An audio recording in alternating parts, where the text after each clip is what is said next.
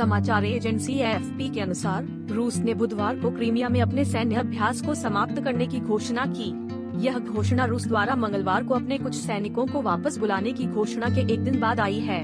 रक्षा मंत्रालय के प्रवक्ता ने समाचार एजेंसी एएफपी और रूसी समाचार एजेंसियों के हवाले से कहा, सामरिक अभ्यास में अपनी भागीदारी पूरी करने के बाद दक्षिणी सैन्य जिले की इकाइयां अपने स्थायी तैनाती बिंदुओं पर जा रही हैं। समाचार एजेंसी एएफपी ने उन दृश्यों का हवाला दिया जिसमें रूसी सैन्य इकाइयों को एक पुल को पार करते हुए दिखाया गया है, जो विवादित प्रायद्वीप को रूसी मुख्य भूमि से जोड़ता है।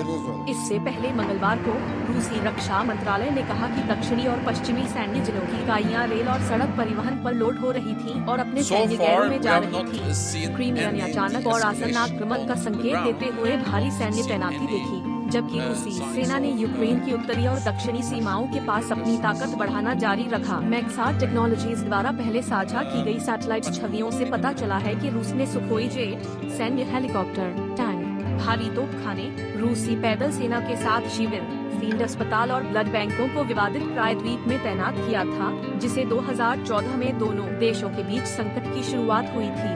एक अस्थायी बंदी के संकेतों के बावजूद अमेरिकी राष्ट्रपति जो बिडेन ने जोर देकर कहा कि पूर्ण पैमाने पर रूसी आक्रमण का खतरा अभी भी बना हुआ है। सैन्य इकाइयों की पहली वापसी के कुछ घंटे बाद यूक्रेन ने आरोप लगाया कि रूस ने रक्षा मंत्रालय की अपनी वेबसाइट और 2 प्रमुख बैंकों की वेबसाइटों पर साइबर हमले किए। बिडेन और फ्रांसीसी राष्ट्रपति इमैनुएल मैक्रों ने भी इस बात पर प्रकाश डाला कि सेना की वापसी एक चिंता जो नेटो प्रमुख जेंस स्टोल्टेनबर्ग द्वारा प्रतिध्वनित की गई थी। रूस हालांकि यह कहते हुए अपने रुख पर अड़ा रहा कि उसने यूक्रेन पर हमला करने की कभी योजना नहीं बनाई और यूरोप में अमेरिका और उसके सहयोगियों पर युद्ध प्रचार और उन्माद फैलाने का आरोप लगाया।